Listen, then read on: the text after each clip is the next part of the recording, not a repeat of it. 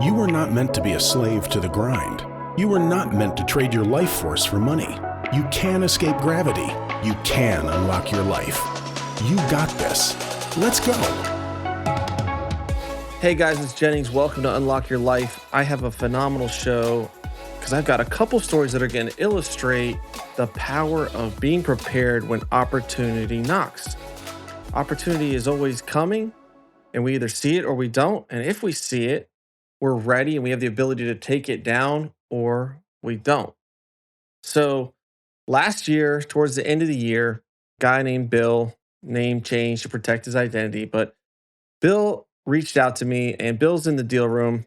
Deal room is our mentoring program. And he said, "Hey, I think I got something. I found this mobile home park. It's in the state that he lives in. And I got it off market. I cold called the seller and he wants to sell. And it's distressed. You know, there's some vacancy in the park. It's about half empty, need to move in new homes. But the guy is willing to sell it pretty reasonably. He wants $1 million. And I think it's worth far more than that. I'm going to get into how much it actually was worth and what he made on this deal as we go. But he was calling me to not necessarily ask me if it worked because he had educated himself. He'd been in mobile home parks and he knew a good deal when he saw one. But he was thinking about the money, right? This guy wanted to close all cash. A bank wasn't really going to like lending on it because it was so distressed. Banks aren't as friendly towards mobile home parks anyways. They're more friendly than they have been, but it's not as easy of an asset to get a loan on as it is a apartment complex. But he was asking me about the money, right? Could I get somebody to fund him 100% of the money and then he could buy it, close on the deal, not lose the deal, and then sell the deal? Now, if you're listening to the show and you're familiar with the concept of wholesaling, wholesaling is essentially tying a property up under contract and then selling the contract to someone else. And then the other person performs, right? They put the earnest money down, they get the loan, and they close the deal. And I think that that's a fine method to do it, especially if you don't have any money or you don't have much of a network. But when you're talking about making multiple six figures, there's a lot of risk with the wholesale deal because the end buyer may not perform, they may flake out, then your original seller is mad at you and doesn't want to sell you the property anymore, and all of a sudden you lose out on a huge profit. So what this guy wanted to do was he wanted to close it, right? Because he knew that if his buyer fell through, he could get another buyer and another buyer. This was a great deal and he was going to make money with it. So he wanted certainty of close, and he didn't have a whole lot of cash or capital himself. And since it needed to be purchased all cash, he was looking for someone to loan him $1 million, right? And so we talked through the deal, and it was a great deal. There was meat on the bone. There was definitely money to be made there.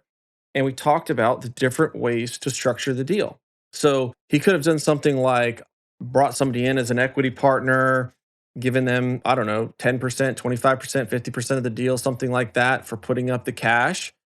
Or he could go the private money route where he just borrows the money from someone and pays interest rate on that money and he signs on the debt like he's personally guaranteeing it. It's not like a partnership, because in a partnership, they're kind of taking the risk with you. Whereas with a loan, you're promising to pay that $1 million no matter what. Even if there was, nuclear waste spilled on the trailer park and it was worth $0, you still owe $1 million. So it's a loan, there's payments, and there's a little bit higher of a risk assessment there. But this guy wanted to maximize the opportunity of this deal. He wanted to maximize the amount that he was going to take home. And so what we decided to do was go the hard money route. That's what he decided to go. And so I connected him with a couple of people, and he did end up securing the loan, right? He got the $1 million and he got the deal closed. And the whole time he was working on the end sale, right? He was working with his end buyers, putting out the deal, marketing it, showing the property. And so at the end of the day, the second buyers ended up closing, I think, within 1 to 2 months of him closing the deal. So there really was not a long timeline on this deal. The end buyers saw the potential, right? They saw, well, if we bring in the homes and we stabilize them and we fill it up and we bring the rent roll to X amount, this will be worth more than we pay, obviously, or they would not have bought it. They didn't think that they were going to lose money. They were going to make money. And I believe that they did have a great opportunity because he was taking a piece of the pie by finding the deal, sourcing it, getting under contract, buying it. And he was allowing there to be meat on the bone for the next guy to put in the homes, stabilize it, and then he could sell it or refinance it or cash flow it, whatever they want to do. And that's the beauty of real estate is people have a lot of different objectives. Some people are investing for, tax savings, right? They just sold something, they got a 1031 exchange, they need to place the capital so that they don't pay a whackload of taxes. Other people are looking for 5 to 7 to 10 year horizon and they're looking to cash flow a deal and bring in passive cash flow that they can count on. Other people are looking to flip properties. They want to buy something, they want to increase the value of it by renovations or lease ups, and then they want to sell it and they want to move on to their next deal. And so there's different buyers with different objectives, and there's different price points for all those types of structures of deals. So he did end up getting it under contract and he did end up closing it. And so, how did he do this and why did this deal work? I'm going to go through that and I'm going to tell you what he made and how the deal ended up. So, number one, the deal, right? That's the first component of the deal. Is the deal, finding the deal. Second component is the money. Third component is the buyer, the end buyer, executing the transaction, selling it. So, number one, the deal. He had to know what a deal was. And think back to the beginning of the show. Opportunity came to him, right? Opportunity crossed his path. And if it had been somebody that was a tech person who was, a Facebook analyst or whatever, they may not have seen the opportunity that he saw, right? And I'm sure there's opportunities that pass by me every day, $1 million opportunities that pass by me every day, but I don't see them. I don't see the opportunity. I'm not prepared for them. So they're not an opportunity for me. I just don't even know that they're there. Right. So this deal passed across his desk via reach outs, or I'm not exactly sure how he got it. I think he was just cold calling mobile home park owners in his state. And the deal arose, and he was able to do the math on that. He was able to see, all right, they've got vacancy, but this is what the market will bear. This is what the market rents are. This is what this is worth per lot. This is how much it would cost to put homes in here. This is what it would take to stabilize it. This is what it could be worth ARV, after repair value if it was pristine and finished up. And this is what the seller wants. And there's a delta there. There's money to be made. So the first piece of identifying opportunity when it comes knocking is understanding the fundamentals. This is why we push underwriting, right? When people join the deal room or they're getting into multifamily, I tell them, you have to understand the fundamentals. You got to understand the basics of underwriting and how it works. Underwriting is just a fancy way of saying, how much can I pay for this deal, right? What will it be worth? And can I swing it, right? Is it going to cash flow along the way? Is it going to make it? And it's not super complicated, but there's definitely things to know about that. And as you continue to do it, you get better at it, just like anything. If you don't understand underwriting, we give away our spreadsheet for free. We give away a little course along with it so you understand how to use the spreadsheet. If you want that, just hit me up on socials and I'll get it right over to you. But underwriting is the cornerstone of opportunity. So any opportunity that you want, the more prepared you are, the better you're going to be to execute it when it comes your path, because it will. Opportunity will cross your path if you're ready. Second piece is the money, right? Where do you go? You may think, well, I don't have a guy that I can call up and who's going to loan me $1 million, and I'm not even quite sure how to structure this money. Should I do a partnership? Should I do a syndication? Should I do hard money? Should I do seller financing? What's the best way to go about this? What are my options? But more importantly, who's going to write that check, right? Who's going to put the cash down so I can get the title in my name and I can control the deal? Money is a big piece of the equation, whether it be with a loan from a bank or your down payment. You got to have it. You got to have some capital.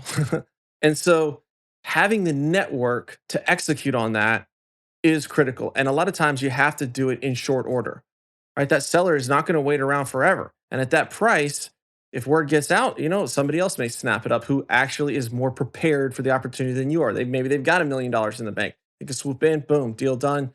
You're out. That's it. So being prepared in that aspect is digging the well before you're thirsty. right? So what Bill did in this situation was, he plugged into the deal room. He had access to a network of lenders. He had access to a network of capital raisers, hard money lenders, investors, multimillionaires, people that understood and liked real estate and want to invest in real estate. And so that piece of the equation came together for him. The last piece is the buyer, right? The marketing aspect. He ended up marketing it himself, right? Because he had built his network in this field. He knew other mobile home park owners. He knew people that would be interested in this deal. You can also go the broker route. If you want to do that, you're going to pay a commission. You can try and sell it yourself. But having that end buyer and knowing what is the market really going to pay for this? Part of that is the underwriting, part of that is testing the market and making those calls. I mean, he was actually had a buyer lined up before he even closed. Before he placed the million down, he had 2 to 3 parties lined up that wanted to buy this deal. So he had that piece set up by digging his well and building his network before he absolutely crucially needed it. And if you don't have that network, you can still plug into someone that does. And you may have to give up a piece of the deal to do that, but it's still better than getting 100% of zero. So, those 3 components, if you boil them down to the simplest equation, what they are is connecting information.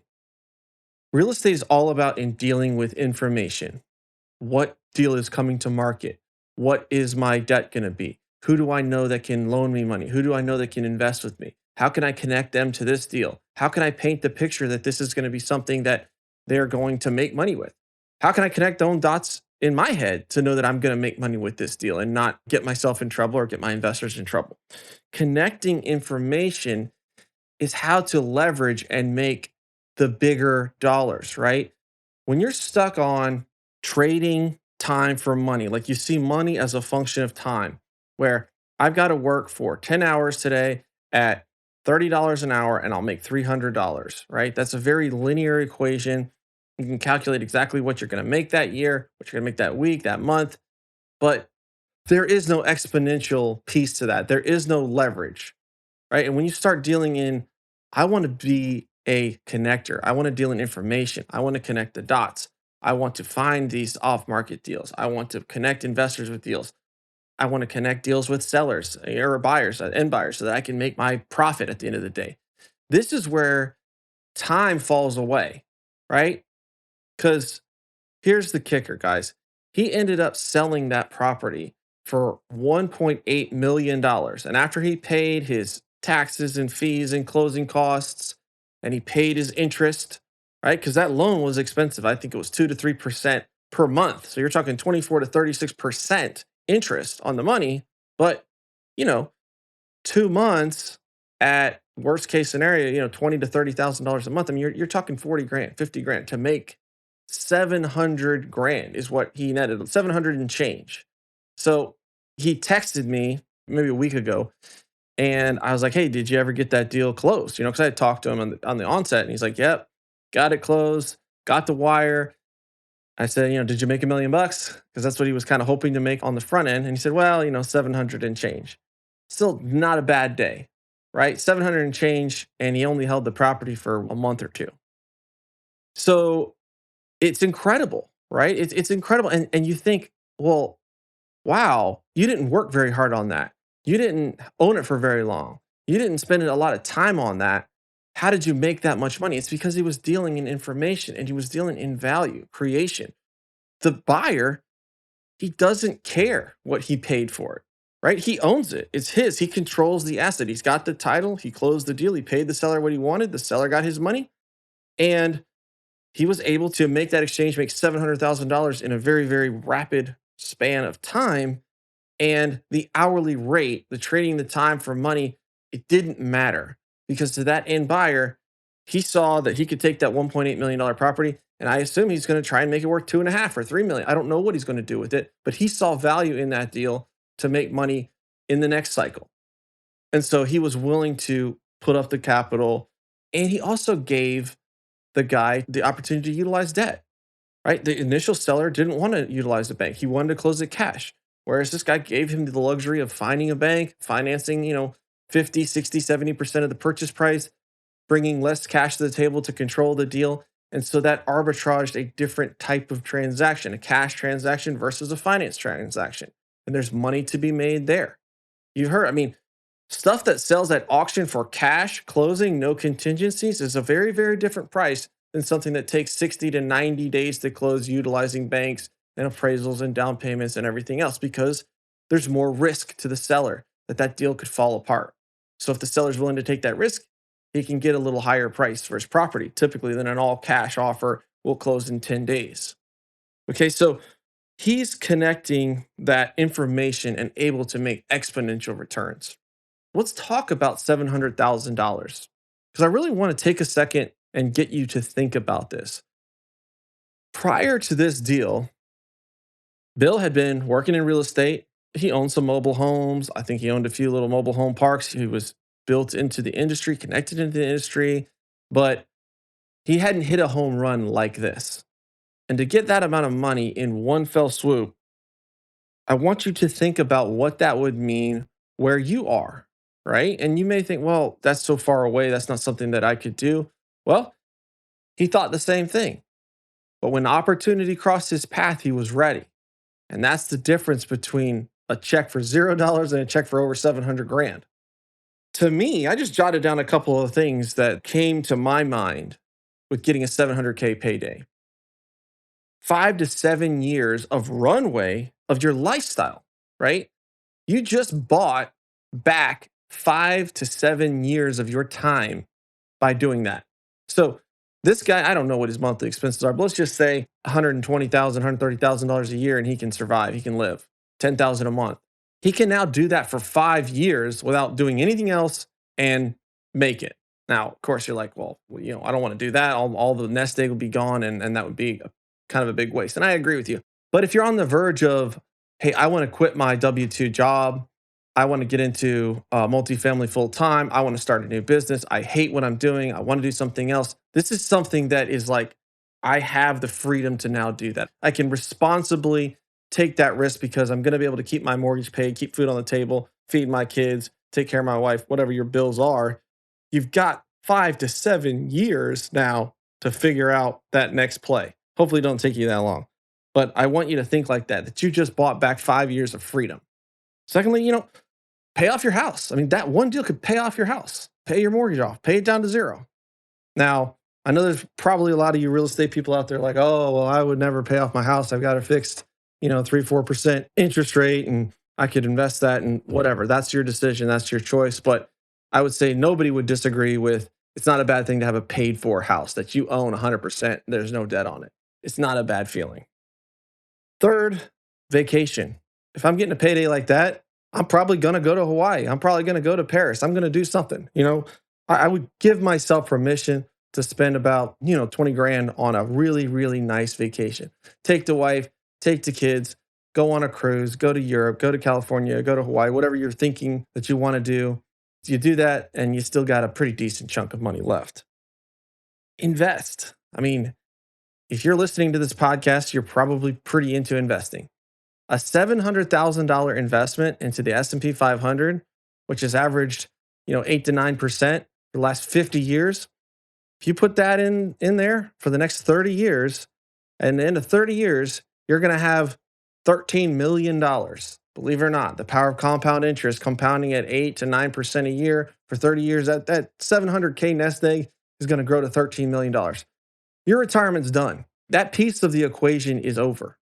You could also invest it in real estate. If that's the field you're in, a $700,000 down payment, it's going to allow you to buy, $2.8 to $4 million deal, depending on how much down payment you got to do. So you could control a $3 to $4 million deal on your own with no partners, no investors. You own it 100%, and that can grow to be worth a lot more, depending on how long you own it or how much of a value add component there is to that. But you're now owning a 50-unit apartment complex by yourself. Giving, right? If you're a Christian and you believe in the concept of tithing, 10% is a tithe, that'd be $70,000. What would it feel like to write a check to your church for 70 grand? Or if you don't go to church, maybe you have a cause that you care about. You want to help with climate change, or you want to stop sex trafficking of children, or you want to, fight and save the whales, whatever it is. Imagine donating $70,000 and exercising that muscle, being a giver and giving back to society, giving back to causes that you believe in because you were prepared when opportunity knocked.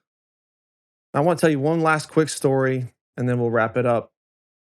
Just yesterday, another guy in the deal room posted he had a 19 unit under contract. He had his loan, he had his capital raised, and one of his investors that had committed 50 grand to the deal backed out.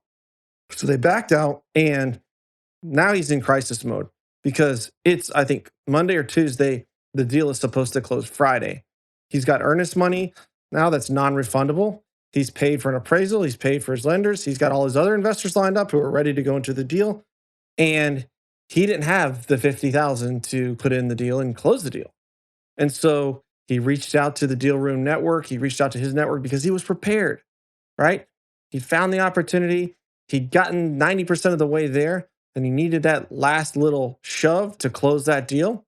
And someone in the deal room reached out to him, invested the last 50K, closing the deal on Friday, right? And that deal maybe never would have happened had he not been prepared, had he not had options. When that opportunity came, he would have been looking at a loss versus adding another 19 units to his portfolio, which is going to hopefully be a blessing in his life and pay him in monthly cash flow. And he can sell down the road and make a profit. So I want to leave you with this quick thought. Opportunity is coming, right? Time and chance happen to all men. That's actually a verse from the Bible, Ecclesiastes. Time and chance happen to all men. Opportunity is going to come, right? And the more you're looking for it, the more you're keyed into it, and the more prepared you are to see it and to execute on it, the more opportunities that you're going to achieve, right? That's the goal. We want to close. We want to capitalize on these deals, capitalize on these opportunities. And so if you're sitting there and you're thinking, well, yeah, I got some single families. I like real estate. I've always been interested in real estate. I've even maybe got some traction in real estate, but I just don't know how to overcome some of those hurdles, right? I don't know how to find the deal. I don't know how to underwrite the deal and even know if it's a good deal. I don't have anybody to hold my hand. I don't have anybody to walk me through it. I don't have anybody to help me get the loan, those bigger loans. I don't have anybody to help me put millions of dollars down on some of these deals. Well, opportunity is still going to come to you. Opportunity is still going to cross your path, and yet you may not see it. And I want you to think about that. How can you put yourself in the position to step in there, right? To be that lion. I mean, there's a herd of gazelles just running by you, and you're sitting there just watching them go by one after one after one.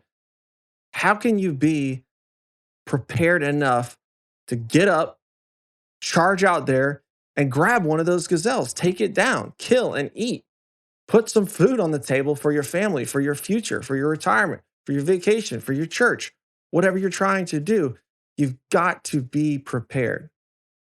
So if this is something that you want to get more prepared in, you want to plug into, you need capital, you need deal flow, you need loan sponsorship, you need mentoring, then hit me up. If you already have a real estate portfolio, then you'll qualify to be a part of the deal room. We'll have a little talk, 20, 30 minutes, get to know each other. And if it's going to work for you, then we'll invite you into the deal room and be a part of that so that you can be prepared when the next opportunity is knocking. All right, guys, have a great week. Talk to you soon, but make sure you take some time this week to unlock your life.